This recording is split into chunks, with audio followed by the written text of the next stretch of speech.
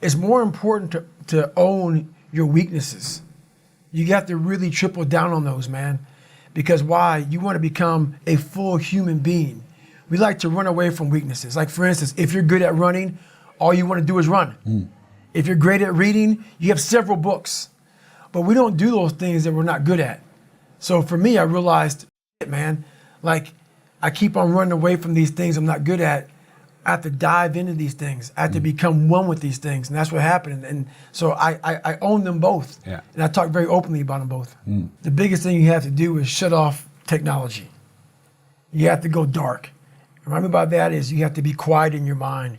Get away from people. We love being around people. We love talking. We love parties. We love all that. It's okay to be alone. It's also okay to be unhappy. It's okay to be unhappy sometimes, man. It's okay to say, you know what, man, I'm fucked up. So you gotta go to the truth first. Who are you? Get really accountable and say, okay, who am I? What's the truth about me? Get to that dark place in your mind. Figure out, it may take months, it may take years. Figure out your purpose. Figure out what you want to be in life. And then from there, okay, I have my purpose. It may take a long time. No one knows their purpose because it's too loud. Find your purpose. From there, all right, you got to start planning. People love the planning phase because it's very comfortable. Then from the planning phase, you got to go to execution. So the execution phase, what we all hate, because that's where the real work begins, and that's when the failure happens, and the failure. So, but you know, that's overcoming yourself. Yeah. At all costs, whatever that takes. To be at the point of your life where you don't care about being judged. You can be in a room of 1 million people and they all hate you, and you walk in and you go like this. Not because you're angry at them, because you know yourself. Inside and out, and you know that you've put yourself through hell to be where you're at today. You've walked the walk, you've talked the talk, and you've walked the walk. And that's, to me, what it's all about. It's all about putting those boots on the ground and getting after it every day.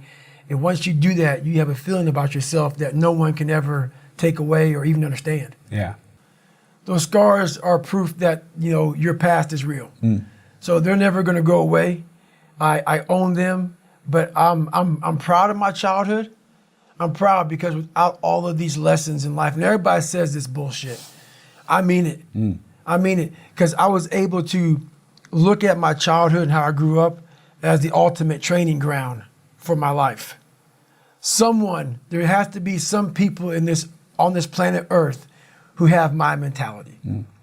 As gross as it is to some people, and as far off as it is and not understood, there has to be some people like me on this planet Earth. Has to be some warriors out there that are able to take this mindset and do something with it. So that right there, once you are able to look at your life and realize that all these bad things are actually the ultimate training ground for what you're going to, encounter in life, you start looking at your past very differently. What I'm doing now, there's not enough fuel in my past. And it's kind of weird, man. Once you own that and once you sort it out, that flame goes out. But so does some drive, I guess, because you have pain you're trying to get rid of. It's amazing how powerful anger is. It is a very, very powerful thing, but it can't overcome everything. No. Were you angry then? I was angry once I was able to uncover the rug and look at all these different shells that I collected over the years and say, wow, that fucked me up, and that one fucked me up even worse than that one. And that one was real bad. And because what happens is when you start to collect all these shells, and these shells are bad things of your life, and you put them in your nice treasure chest and you hide them, because it reminds you of where you were at, but you don't want to visit them all the time. When I started visiting these shells, I was like, my God, man, it was a tough way to go. But now looking back on it, man, I don't have any more shells. So now you have to learn now what's your passion? Yeah. So now my passion is still trying to find out what is left, what is more. Can I be driven without the anger? And I can be. Honestly, what's funny about this is people may hear all this and say, God, this guy's such a structured guy, talking about demons, getting over things. That sounds like his whole life. It's true but I'm the most peaceful person on the planet Earth, even with like the conversation. I gotta go to the gym, I have to do this, I have to do that. Every day I'm winning.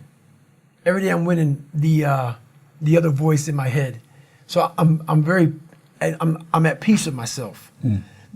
The things I do for fun are like me bettering myself. Yeah. I love sports, I love watching sports, but I also love accomplishing and overcoming myself every day. Because every day is a battle.